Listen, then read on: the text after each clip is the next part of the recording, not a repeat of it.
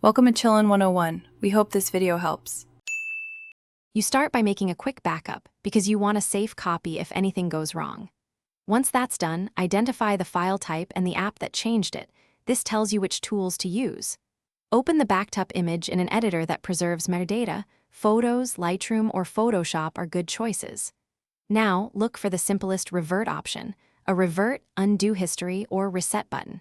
Use those first because they often restore original color, crop, and rotation instantly. Once you've reverted basic edits, handle color and orientation. Start with an auto or reset exposure and white balance to normalize tones, then inspect the histogram. Small adjustments fix clipping.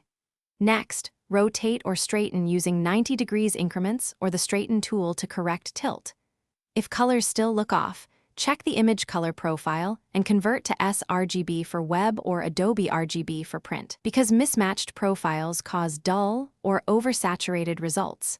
Make incremental edits and compare to the finish by exporting a new file instead of overriding the original. Choose high-quality JPG or PNG and embed the sRGB profile for consistent viewing. Once exported, verify the image on a phone, web browser, and another editor to ensure it looks normal everywhere. If you still see artifacts or blank previews, try rebuilding thumbnails, running a repair utility, or restoring the original backup. If edits are missing, check the app's history or sidecar files.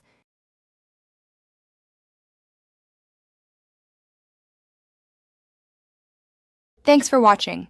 Consider subscribing if we helped you.